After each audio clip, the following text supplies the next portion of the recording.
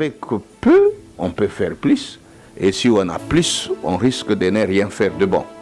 Et quand on n'a rien à faire du bon, parce qu'on n'en a pas plus qu'on pouvait attendre, c'est parce qu'on commence quelque chose sans programme et sans pour autant planifier et sans pour autant avoir des ambitions de grande envergure. Il n'est jamais trop tard pour faire le bien. Si on peut parler, on peut aussi chanter. Si on peut marcher, on peut aussi danser. Quand le tam-tam de la mort résonne, il n'y a que les vivants qui l'entendent. Motivation plus plus est là pour te tirer du bourbier du désespoir et te redonner la joie de vivre, car la joie est le secret d'un long voyage. Sois motivé afin de motiver les autres.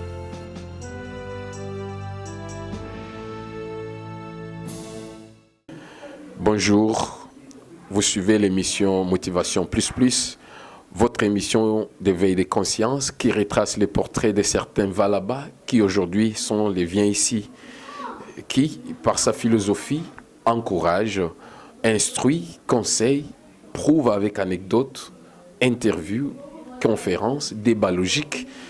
Motivation Plus Plus vous saisit par la main et vous aide à nager à contre-courant. La vie est dure. Beaucoup sont ceux qui voudraient retracer leur portrait, mais ils trouvent peut-être qu'il est trop tard de le faire. D'infinités de questions peuvent sillonner les esprits des gens. Qui suis-je? Qu'est-ce que je fais moi pour mériter cela? Qu'est-ce que je vais faire de ma vie? Ils trouvent que c'est impossible d'attraper une branche ou de saisir une perche qui pourrait les faire sauter une mer. Mais nous vous disons que grâce à la motivation plus plus, votre émission d'éveil des consciences, il y a facilité de tout refaire et refaire mieux et nager à contre-courant. Nous avons retracé pour vous des portraits de certaines personnes connues, des dignitaires qui sont partis du néant et qui aujourd'hui sont quelque chose. Voilà pourquoi on peut tomber. Mais ce qui compte, ce n'est pas le nombre de fois qu'on tombe, mais rester cloué au sol, voilà ce qui fait un problème. Redresse-toi, mets-toi sur tes pieds. Tiens fort, car demain t'appartient. Aujourd'hui est le jour où tu prends la décision d'être meilleur que tu l'étais hier. Approche-toi, saisis. Tu te dis, si je fais et j'ai de fruits aujourd'hui, à qui cela profitera-t-elle? Tu as pensé peut-être à ta famille, si tu en as un. Tu as pensé peut-être aux autres. Oui, si tu les as en ta compagnie. Mais est-ce que as-tu pensé à toi-même? As-tu pensé à toi-même? Tu peux te dire aujourd'hui, ça n'est fini pour moi. Mais sache que gardez la joie avec un peu d'optimisme, un peu d'estime de soi, un peu de potentialité. Et cela vous poussera à réaliser tes projets et tes rêves. Tu es vraiment ambitieux, je le pense. Tu es ambitieux comme tu l'as. Sors de ta zone de confort. Réveille-toi avec la question majeure. Qu'est-ce que je peux faire? Qu'est-ce que je peux continuer de faire que je n'avais pas fait hier? Sois là sur tes pieds et continue. Vois les choses grands. Vois grand les choses et soyez ambitieux. Encourage les autres par tes motivations. Il y a de ceux-là qui n'avaient pas été motivés hier et qui aujourd'hui le sont. Qu'est-ce qu'ils ont fait? Quel est leur secret? Et cela te poussera à agir et à aller de l'avant. Prenez la vision des gagnants. Vous pensez que ces gagnants-là l'ont été toujours? Non, c'est par multiples exercices. Ils sont tombés et ils se sont remis encore et encore. Mais les perdants, en fait, ils ont honte de réessayer encore et encore. Notez qu'il y a de ceux-là qui sont sortis du néant et qui aujourd'hui sont quelque chose. Et je vous dis, au nom des motivations plus votre émission, qu'avec rien, on peut tout. Ne crois pas que c'est le fait de ne pas avoir des efforts, les résultats des efforts aujourd'hui qu'on est inutile ou qu'on n'est pas quelque chose. Sois rassuré qu'avec motivation, votre émission, vous serez motivé et vous serez toujours motivé. Pour vous, messieurs, dames, aujourd'hui, nous avons recueilli une interview, comme nous l'avons dit tantôt, d'un grand qui est parti du rien et qu'aujourd'hui il est quelque chose. Il s'agit de Messieurs Dibouadiadi Toumba, de son vrai nom, David Bikaï. C'est un motivateur, vraiment un motivateur. Outre cela, c'est un travailleur. Il est d'ailleurs le président de l'association communautaire du Bouadiadi Toumba. Donc il a commencé, il s'est jeté dans le profil de l'éducation. Et pour preuve aujourd'hui, il a plus de 37 ans d'expérience avec résultats escomptés, résultats positifs. Il a jonché, il a coloré toute la ville de Kinshasa de ses écoles et partout ailleurs dans des provinces. Qu'est-ce qui vous a motivé à vous lancer dans le domaine de l'éducation? Oui, c'est vrai qu'au départ du titre motivation, je suis totalement flatté de ça parce que rien ne peut se faire sans ambition au départ et sans être aussi fixé sur les objectifs qu'on doit poursuivre. Et l'éducation, vous savez que c'est tout un moteur qui doit véhiculer le sens même du développement d'un pays. Et ce qui m'a motivé, c'était d'abord l'environnement, les temps et le parcours. Par rapport à cette époque, en 1982, lorsque le maréchal Mobutu faisait son règne dans notre pays, l'enseignement national était par terre. Et à cette époque, moi j'étais déjà parent et je voyais combien les choses se passaient. En même temps, j'étais aussi enseignant et nous travaillions dans des conditions vraiment non louables possibles.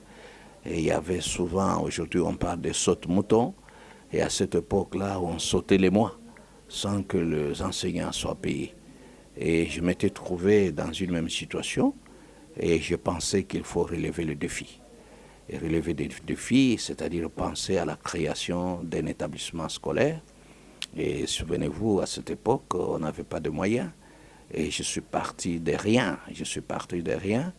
Et avec mon petit salaire de rappel de l'enseignement, et je me suis dit que non, avec ça, je dois faire quelque chose. Et je dois participer au relèvement de l'enseignement national. Et je suis arrivé à créer le complexe scolaire Le Petit Aigle dans son temps. Aujourd'hui, le complexe scolaire du Bouadiadi Toumba.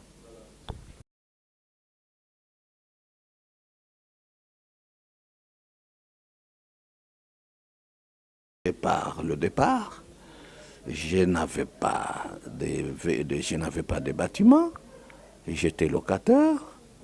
Moi-même, je ne pouvais pas penser autrement que commencer par louer un cadre dans lequel je devrais installer les enfants. Et à cette époque, les parents n'étaient pas instruits qu'il fallait aller inscrire leurs enfants à la maison. Il fallait passer de maison à maison pour pouvoir les sensibiliser, leur faire voir l'utilité de scolariser les enfants. Et parce que ce que nous sommes aujourd'hui, ça ne sera pas ce que nous serons demain. Et alors, nous avons pu commencer avec 3 salles de classe, et 2 salles de maternelle et une classe de première année primaire. Et moi-même, j'avais mon bureau en dessous des manguiers, à l'extérieur, comme un percepteur d'impôts. Alors, vous voyez, ce sont des difficultés si graves qu'il fallait surmonter avec un défi de gestion. Et je me suis mis à gérer sérieusement ce débit-là, avec toutes les difficultés possibles. Et je suis arrivé à m'en passer et j'ai eu à obtenir une parcelle auquel j'ai construit un établissement scolaire.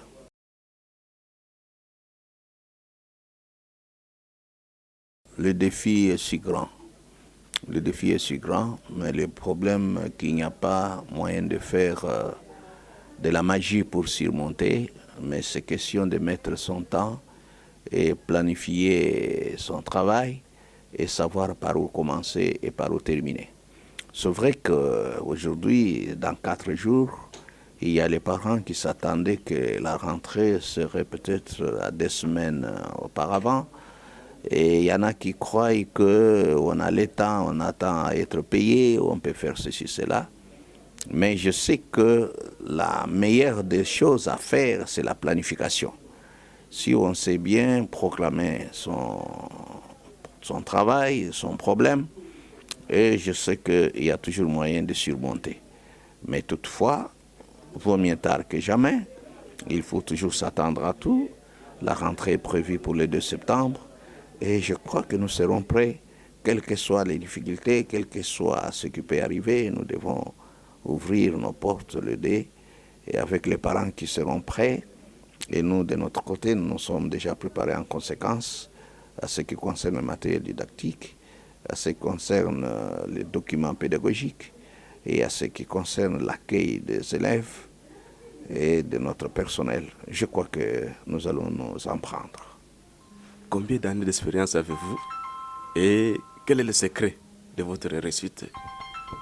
Ah, voilà, ça me fait déjà 37 ans, depuis 1982 jusqu'en 2019. J'ai déjà totalisé 37 ans de formation des cadres de ce pays et je suis positif. Je ne vois jamais l'échec et je suis ambitieux. Je ne pense qu'à ce qui est grand et j'essaie de voir qu'aujourd'hui je fais ça et demain qu'est-ce que je peux faire et le lendemain qu'est-ce que ça fera. Donc le plus grand secret c'est Dieu parce que je travaille avec Dieu et je compte sur lui. Et il est le maître de tout et il détient la solution à tous les problèmes. Les élèves doivent être ambitieux. Ils doivent étudier avec un programme d'avenir.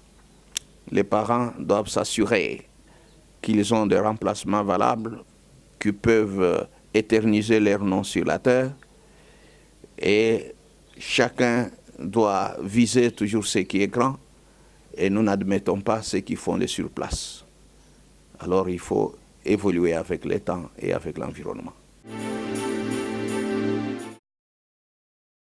C'est depuis 2001 que je suis juriste de formation, mais j'ai embrassé ce monde et j'y suis resté depuis 2001, c'est-à-dire que j'ai au moins plus de 15 ans ici au complexe scolaire du Bois de Litourba. Lorsqu'on veut aller loin, lorsqu'on veut aider son pays, lorsqu'on veut participer au développement de son pays, et on doit tout faire pour aller de l'avant et participer au développement de notre pays. Donc il n'y a aucun problème comme par rapport au conseil que je peux donner aux autres.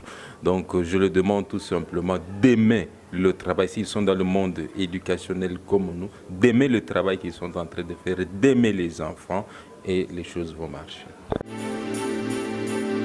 Vous avez vu comment il a retracé brièvement son parcours. Il est parti du néant. Il avait son bureau sous les manguiers avec 3 salles de classe et tout le monde pouvait cracher sur lui. Tout le monde pouvait lui jeter un regard dénigrant. Et aujourd'hui, vous avez vu sa réussite. Pourquoi pas vous? Pourquoi pas vous? Qu'est-ce que lui a fait de plus que vous ne pouvez pas faire? Voilà pourquoi votre émission continuera toujours de vous fournir des informations comme telles, des anecdotes comme telles, des portraits comme celui-ci pour pouvoir vous pousser à la motivation.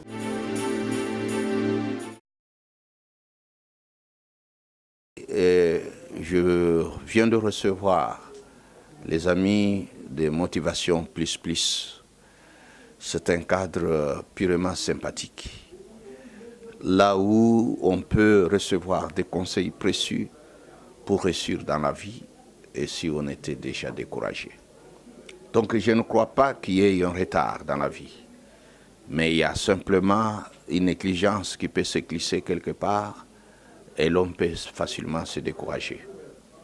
De telle sorte que si nous pouvons prendre pratiquement notre propre exemple, nous sommes sortis du néant, mais pas notamment du néant, parce que nous étions dans un environnement qui était plein d'ambition et nous étions toujours positifs et nous pensions toujours faire quelque chose dans la vie et qui pouvait intéresser la communauté et pourquoi pas tout un peuple. Et c'est vrai que Motivation Plus Plus, c'est une mission internationale et une émission qui balaye presque le monde entier et qui a un monde qui court derrière lui et qui est consulté et fouillé par beaucoup de gens.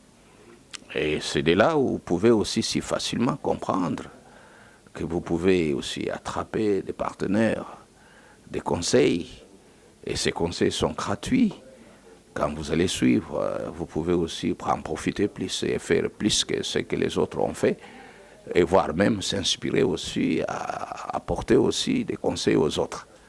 Donc, nous sommes sortis avec nos ambitions et sans moyens, parce qu'il y en a qui croient toujours qu'il faut avoir des millions pour commencer quelque chose. Il faut avoir un paquet pour commencer, il faut avoir même un terrain ou une parcelle. Non, il faut avoir sa tête en place et avoir un cerveau qui tourne et se mettre dans un état où vous pouvez partager quelque chose avec les autres. Nous avons commencé avec 3 classes, avec un bureau en dessous des manguiers, et nous étions perçus comme un percepteur d'impôts. Il y en a qui riaient quand ils passaient nous voir.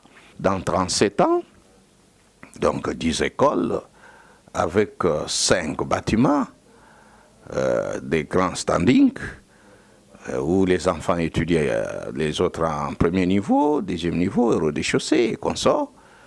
Et ce n'est pas de la magie, ce n'est pas quelque chose qu'il faut penser, qu'il faut avoir quelque chose qui vient d'ailleurs.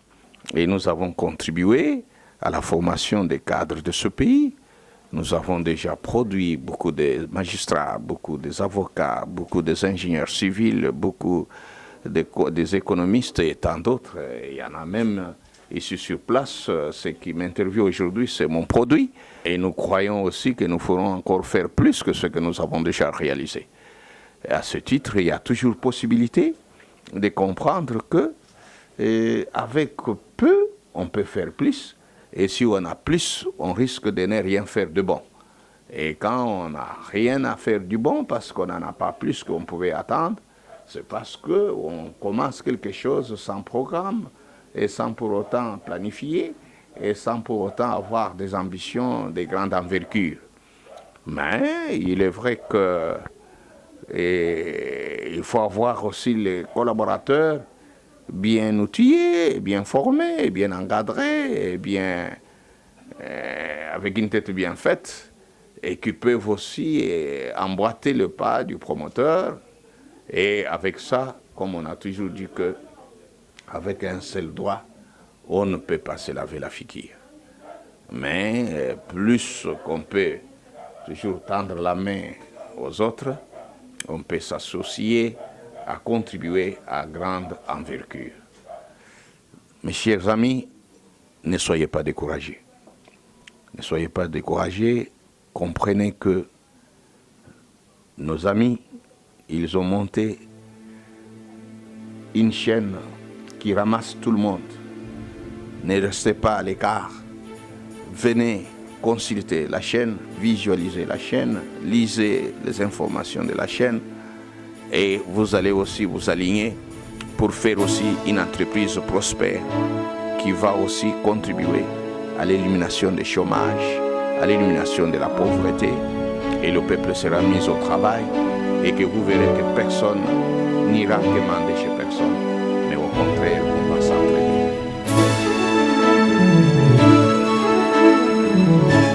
Tu peux changer, tu peux t'adapter, tu peux te relever et faire en sorte de ne plus jamais souffrir, plus jamais.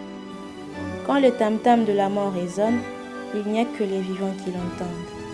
Motivation plus plus est là pour te tirer du bourbier du désespoir et te redonner la joie de vivre, car la joie est le secret d'un long voyage. Sois motivé afin de motiver les autres.